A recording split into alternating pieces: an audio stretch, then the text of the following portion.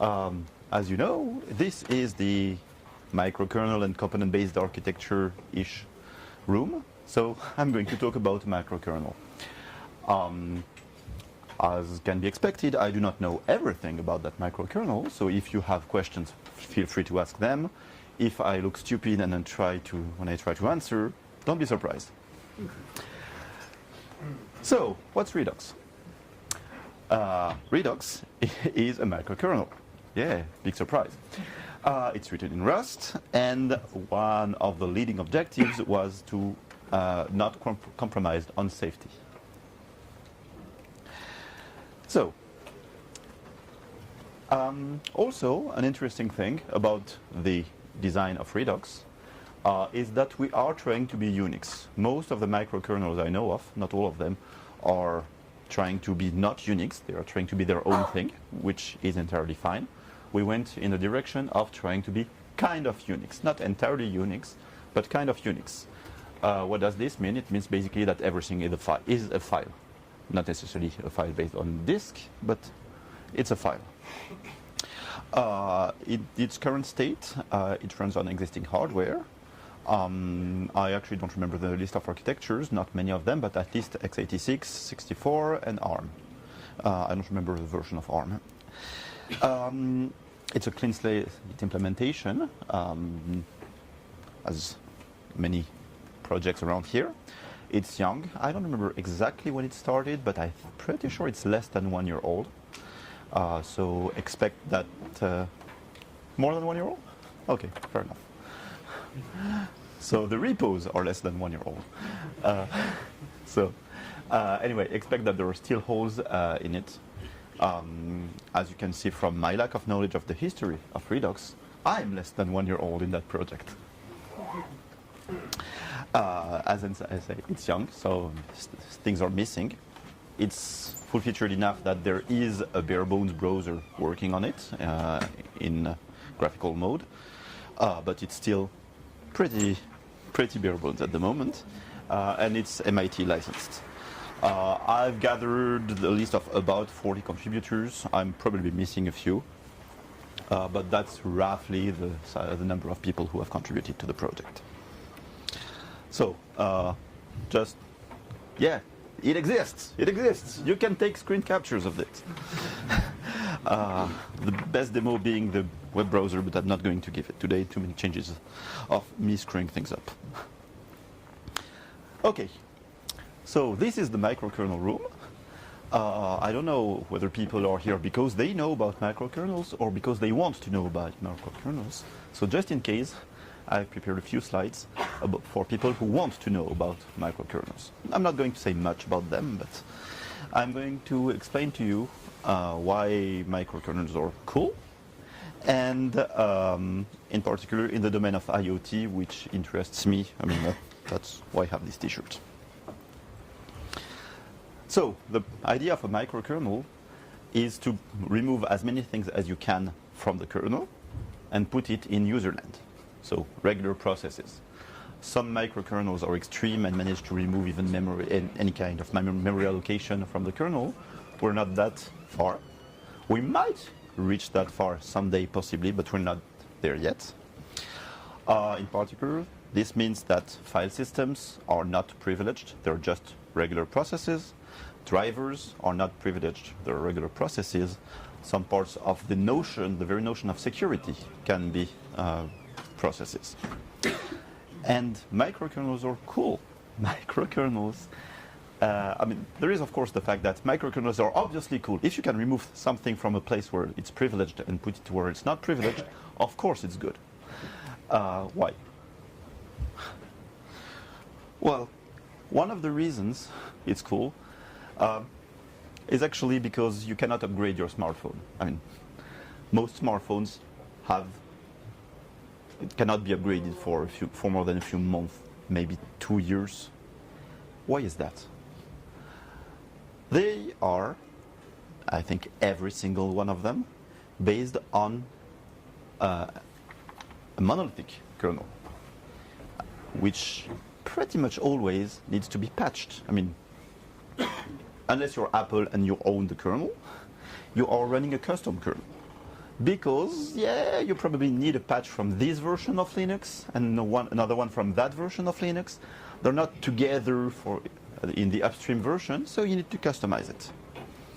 Also, you have an extremely exclusive licensing agreement with whichever manufacturer, and you have some new camera. Or maybe it's not a new camera, but it's just a camera that's not supported by your kernel. So you need a device driver that's somehow not in the kernel. At this stage, you have lost, unless you are willing to hire people who can manage to get your code upstreamed. And that's a pretty smaller community than people who can put things together. Because typically you're going to write patches and they're going to stay in your custom version of the kernel, which is kind of okay until the kernel evolves.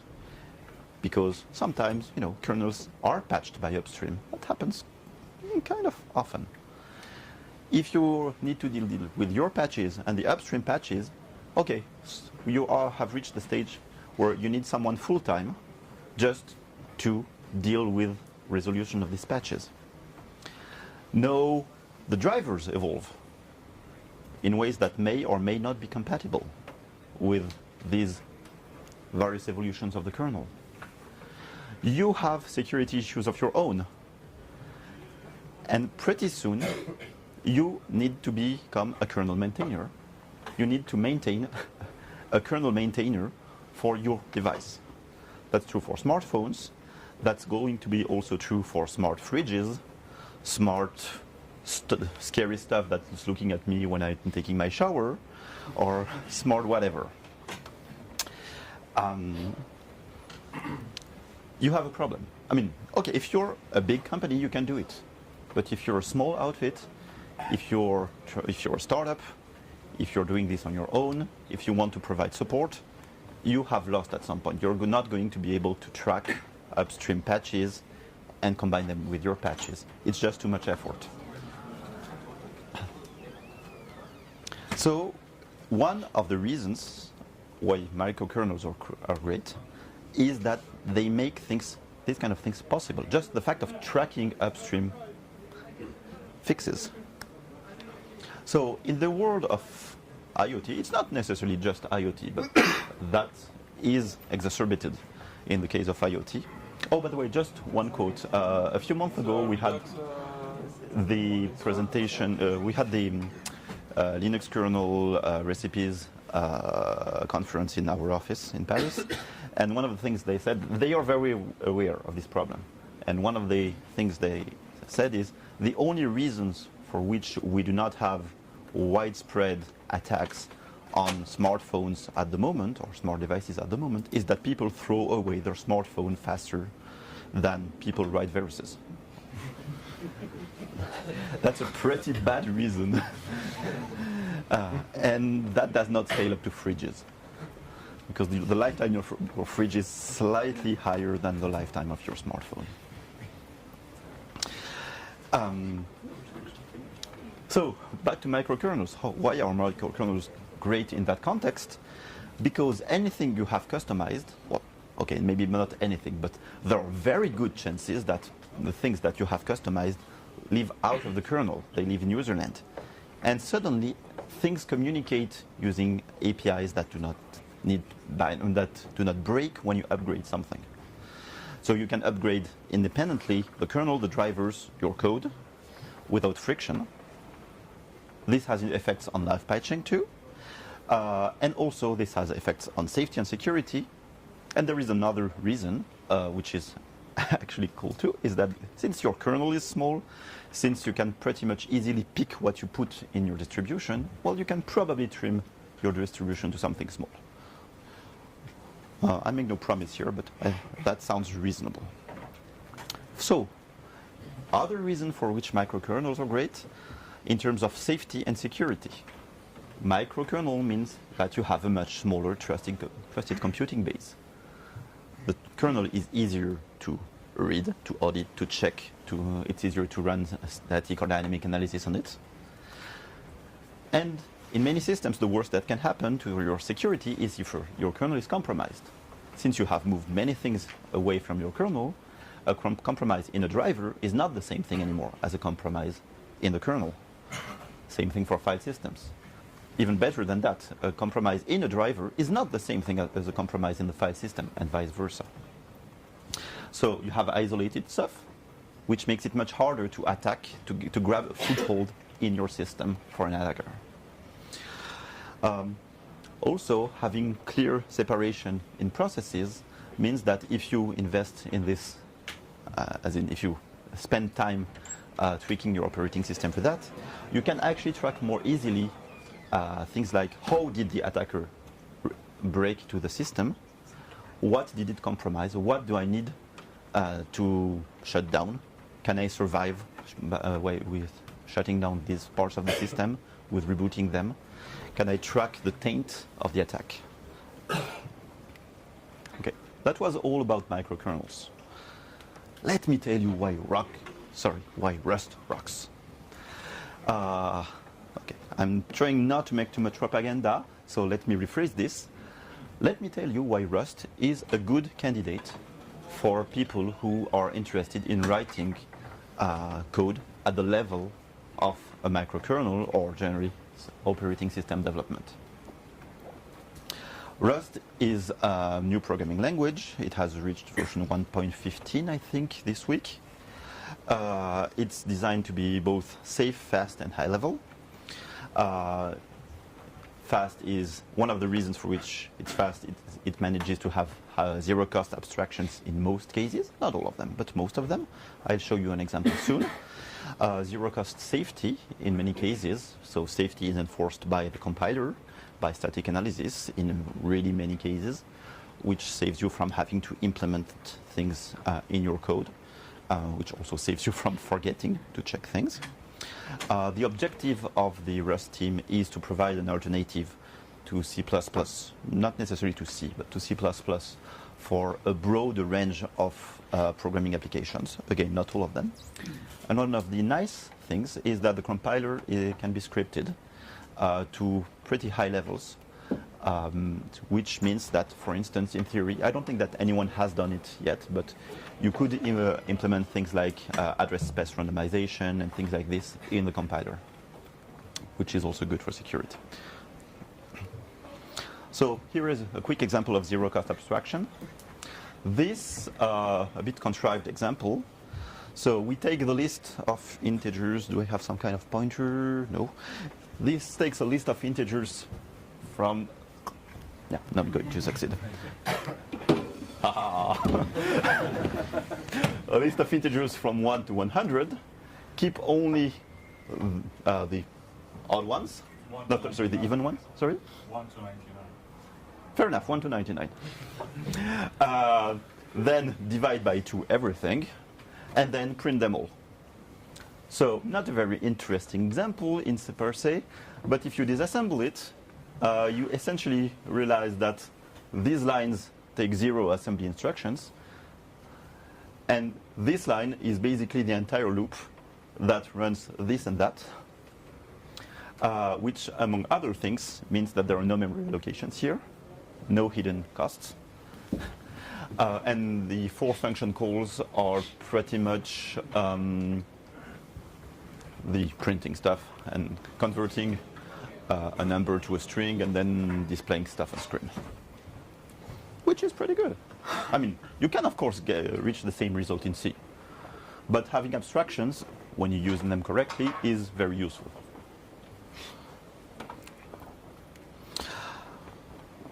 Very short example of safety. It's pretty common to have process IDs in kernels. A process ID is typically an integer.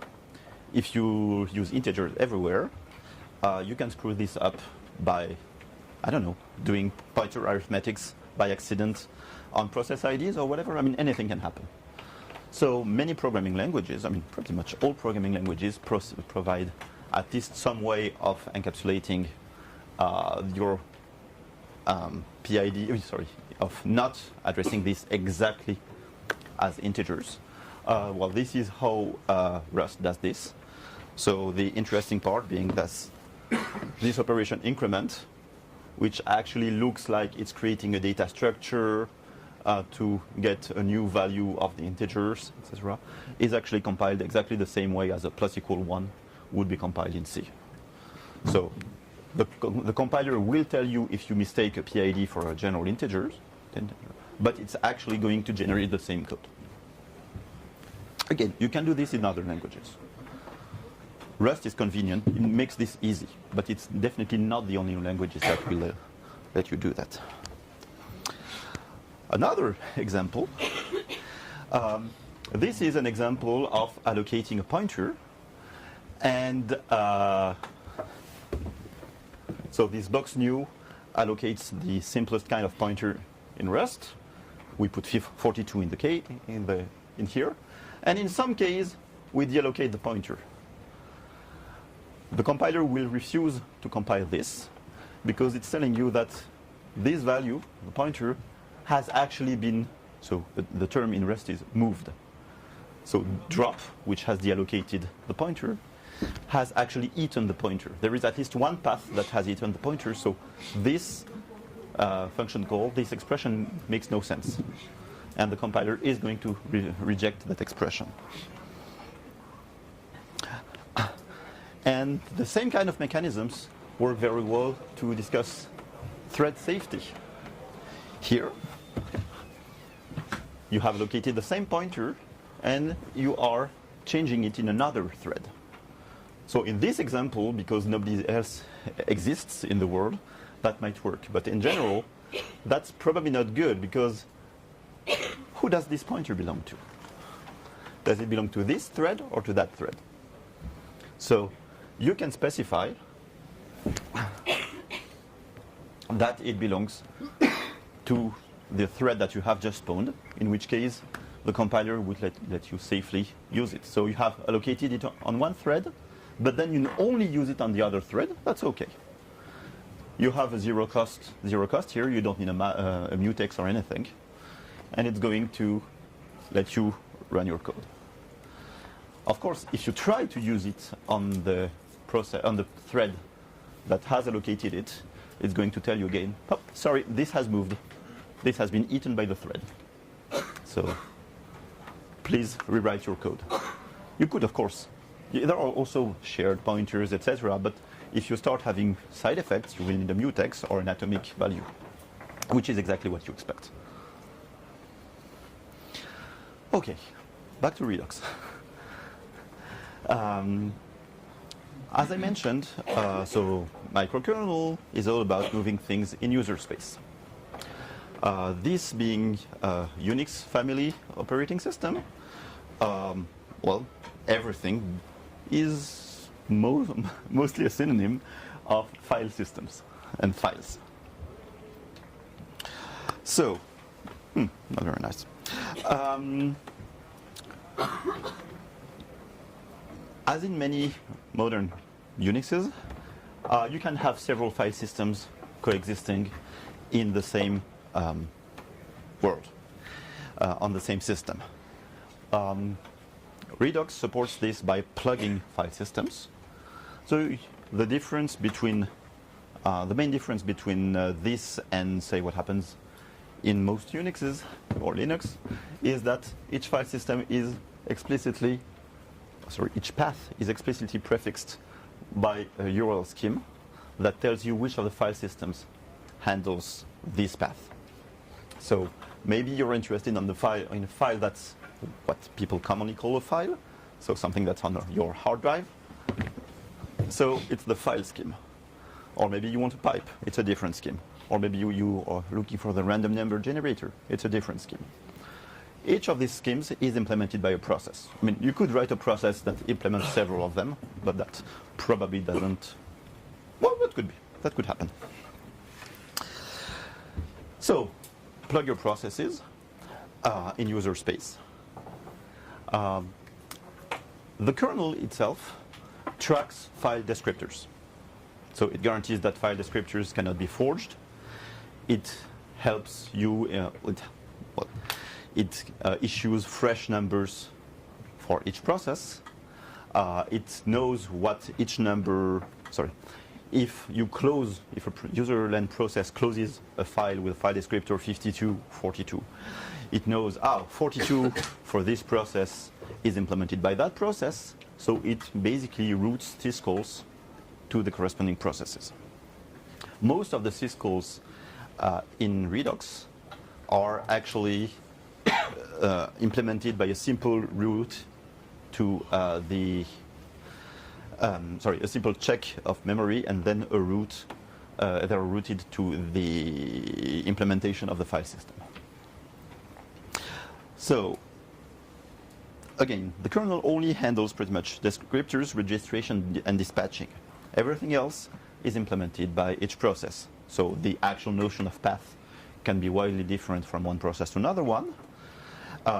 Everything that's dealing with access control is implemented by the by the scheme, so by the implementation of the file system, and that works nicely. So if we look at drivers now, so just as we have pluggable user space file systems, we have pluggable user space drivers. The kernel itself, basically the only thing it does is address mapping. So as in, I want to map this physical address which corresponds to this physical device, and I want to be able to read and write it. That's basically all that the kernel does for drivers. And then there are interruptions, but since everything in the thing is a file, interruptions are just a file system. Drivers themselves, everything is a file, so a driver is a file system.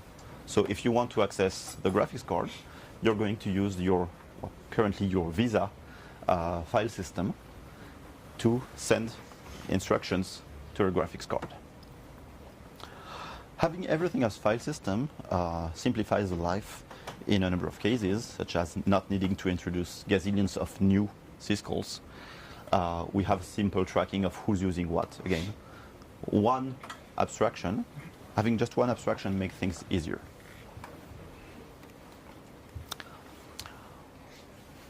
One of the things we are interested in, and I'm working on this at the moment, so it's very much not landed yet, is capabilities. So, quick overview of capabilities of capability-based security. So, just for people who know about POSIX capabilities, that's not the same thing at all. Just happen to use the same name. The notion of capabilities is something that actually comes from programming languages initially. So, a security capability is the enforceable right to do something. Typically, in a programming language, in an object-oriented programming language, you're going to have objects with private fields. And the capability to access something is if you have a handle on one of these objects and there is a public method that lets you somehow affect the private data or read the private data, then you have the capability to read that private or to write that private data. Or if you're not in a programming language with objects, but one with closures, exact same thing. Capabilities, you can use them to do something. It's quite important, you can share them. So as soon as you have the ability to read that data, you can read that data on behalf of someone else, and you can possibly give that ability to the other person. You can use it, you can share it, you can of course stop having it, and you can possibly weaken it. Maybe you have the ability to read and write that data, and just you want to only keep the ability to read it. That works too. That's the kind of thing, if you need to implement this in a programming language, in whichever is your favorite programming language, you'll manage. If you want to do this in your favorite operating system, that's harder. There are a number of operating systems that offer capabilities. Several of them have been discussed today in this room. There are not that many of them in total. Forgot. What's the point of having capabilities? The the point of having capabilities, if you look at it from a point of view of safety and security, is that pretty much anything can serve as sandbox for anything. If there is, in other words, in programming languages, if there are no global variables, but only local variables, then the function you're calling, if it does not have access to any global variable, there are limits to how bad it can behave. It cannot have side effects in safe language that are not on the arguments you pass to it, or you have somehow passed to it. It's critical if you want to analyze the behavior of your code, both statically and globally. Sorry, both statically and dynamically. And again, I mentioned that having a microkernel could help you with looking at tainting of compromised processes. Well, that's here also the same thing. The more you make dependencies explicit, the more you can analyze tainting. So, in the Unix world, typical Unix implementations do not have this kind of capabilities. The closest thing you have is file descriptors, but then any of my applications by default, I mean on Linux, can read any of my files. So that's a very, very broad capability. Restricting this is pretty hard. So there are attempts to make things finer, but the only implementation of capabilities, the only full implementation of capabilities for Unix that I know of is Capsicum. And it's pretty sophisticated, and it touches all the entire network, the entire kernel of Linux, or I think it's FreeBSD, one of the BSDs. I'm not sure exactly which one. So let's look at how we could implement them in Redox. I mean, there are patches. Well, there have been several prototypes, but nothing landed so far. So in the world of Unix, everything is a capability. Great. Sorry, everything is a file descriptor. Great. So a capability is a file descriptor. The file descriptor that opens readme.txt is the capability to read in that file descriptor or to write in that file descriptor. But we can extend this. Since Redox has a pretty open to interpretation of what a file, what a path is, the idea here is to introduce path and file descriptors that represent the authorization to do something. So for instance, this path, so file, my directory, star.txt, read. Well, it's a glob that says I have the authorization to read all the text files in this directory. That's something that would be interpreted by the file system. So not part of the kernel. So far we have not patched the kernel at all. Well, we actually have one patch which tells the kernel, here, I can open this file because I have that capability. So this is using a capability or weakening a capability into actually doing something.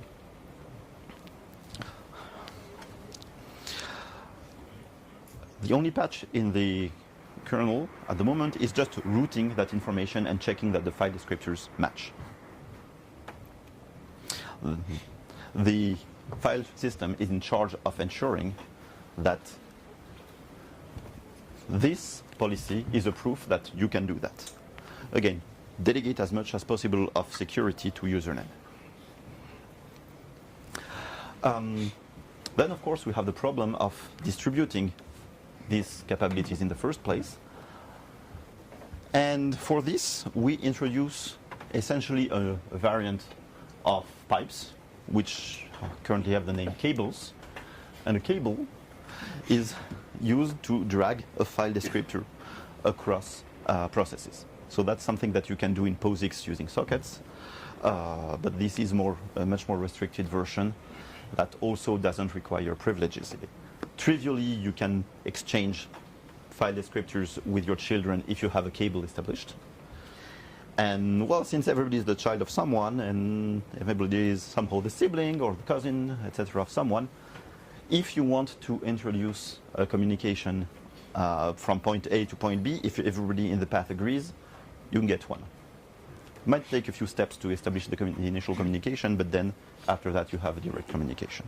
And this, so I mentioned that there are many things that are not implemented yet, so we do not have a full IPC yet, but this would probably be the first step of our IPC, at least for establishing the IPC. Okay, so I'm going to start wrapping up. So, Redox.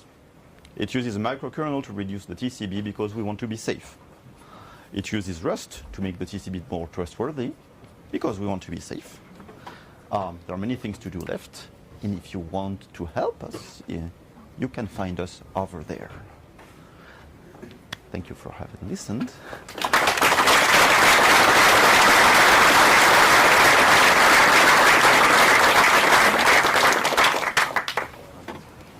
And if you have any questions, I am all ears. Yes? If I understood correctly, everything is file-based, even interrupts. What is the performance, the speed of is it tied to the real?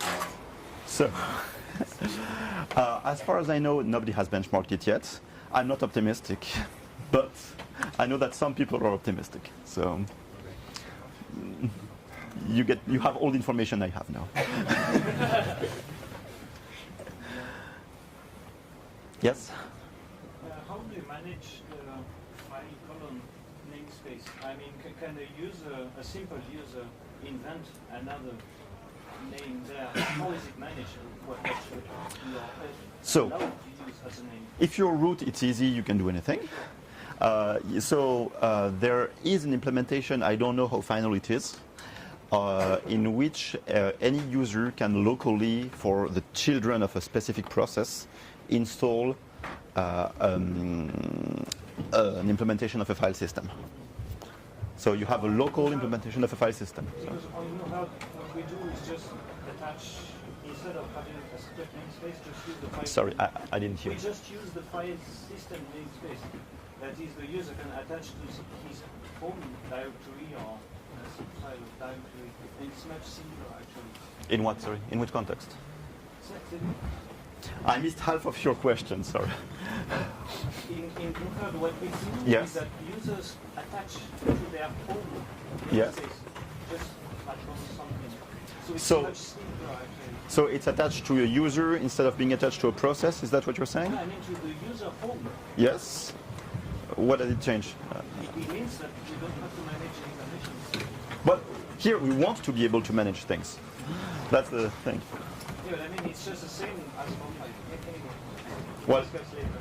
okay, so that specific example is home, but you could of course do something entirely different. You could. So are we still talking about installing file systems, or are we talking about? Running your own file system. Oh, For whatever reason. okay, so for instance, let's say I change my hat and return to being a Firefox developer. Yeah.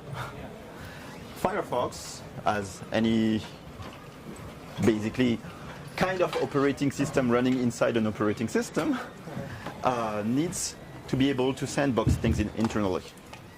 So the boundary is not the home file system or the home directory.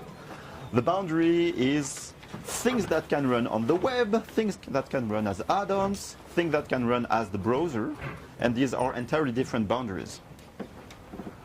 So you typically might want some of your web stuff to access the font directory, for instance, for reading, but possibly not all of the web stuff, things like that. So you want something extremely fine-grained. So I think that Herd has something for that, but I'm not sure. Yeah, you can remap things. So you're doing a jail, is that it? Yeah, for instance. Yeah. So that's a higher. It's a more heavy-handed approach in your case, which, again, it works. We're trying to do something more flexible. I believe that jails are more flexible. Oh, that's quite possible. Actually, I believe that we can implement jails using that too. So I'm not sure that maybe they're just equivalent, but we can discuss that offline. Yes? I suppose Rust has some kind of runtime library to support. So yes. Language. How do you deal with that if using Rust to implement basically the? So Rust has at least three, no, for the moment two, but there is a third one distributed, layers of how much you can build in. So you can either put the full kitchen sink, the full standard library, or you can get only the core library, which is designed for embedding, which is what we're using. And there is a proposal for something even smaller than the core library.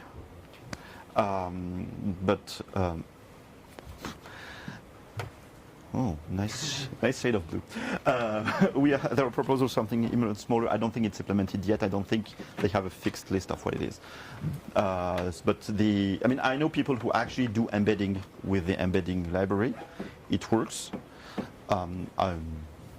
Does this answer your question? Yeah, I guess so. Because I could not give you the number of lines or anything. So Rust basically, the Rust compiler has something like C compiler's freestanding mode. Something like that, yes. Where it doesn't rely on the operating system. Yes. So that's basically the difference between the core library and the standard library. But there is something even smaller than the core library, and I don't remember exactly the difference. Maybe you want to provide your own prelude, or I don't know exactly. Yes. I don't know, random. I've got a question. Yes. There's Linux and there are many distributions which based on Linux. Do yes. you plan to open up this possibility for Redox as well? Oh. We are at version 0.0.7, I think. So, yes, of course. So far, there is the Redox kernel. You could put anything on top of it. We have a number of utilities on top of it. I don't think we have plans that go quite that far yet. I think anything can be changed at that stage. If you want to download an ISO, it's going to come with a few standard stuff, of course, but that's the best answer I can give you at the moment. Sorry, there was someone here. What's the future on the roadmap of Redox? That's a good question. So I actually have been out of touch for 1 month, so it's quite possible that everything has changed in the meantime. But there are things such as going further into jail or capabilities or things in that direction. There are attempts to try to reduce the size of the kernel, microkernel further, and reduce the number of syscalls. For instance, there is some magic involved in pipe at the moment, and we'd like to get rid of that magic, things like that. There was something else important in that direction. I don't remember exactly what. I'll tell you if I... Oh, there are people who want to work on getting rid of memory allocations inside the kernel. I don't know if they are actually going to work on this, but they said they are interested. That's one direction. The other direction is we want to have a full-featured web server in Redox. And we are pretty close to this, actually, because we already have all the I/O layers. Maybe it has been finished in the last month, I don't know. I think the person who wanted that told me, and who's our benevolent dictator for life, said he could have something done at the end of March. Maybe it's done already, I don't know. So these are the general ideas. Yes? How hard would it be to port Linux to a platform, say All the platform stuff is well isolated, so I know that it's ported on several platforms already. I have not even looked at these directories at all, so I cannot tell you the actual difficulty. I know it needs an MMU, things like that. I don't remember what MIPS has. I think MIPS has an MMU. MIPS has, I think MIPS, I haven't used MIPS in 10 years, so, but I think MIPS has everything that's needed, so I don't, it has atomic operations, right? Yeah, so I think that's all that's really needed. So You have my best guess. There was a question over there. Sorry. I have actually two questions. One Yes. is a follow-up to the previous discussion. Could you at least roughly quantify Yes. the ratio between the kernel code written actually in Rust and the code written in something more low level, like, I don't know, C or assembler? Oh, that's very easy. 100% Rust. Oh, I mean, okay. Sorry. No, there is the architecture part. So it's like there are 5 files or something written in assembly. So no C in between? No C in between. No. I mean, Rust basically produces C code, so there is no reason to do C. I'm just asking. The worst case you can do if you really want to do Rust is put everything, annotate everything as unsafe, and actually write C code with Rust syntax. So. My second question would be maybe again as a follow-up. There have been some historical, or not so historical systems like Plan 9 or New Horde that have tried to push this Unix philosophy of everything is a file to the limit. So have you taken some inspiration from them, or you are just going your own way? So for the most part, we're going our own way. We sometimes do read papers from other stuff, but it's mostly the idea. Mostly let's not hide it. This is an open source project. We're having fun. So the objective is not to do the same thing, the exact same thing as someone else. We can draw inspiration, but we're trying not to do the same thing. Pleasure. Thank you very much.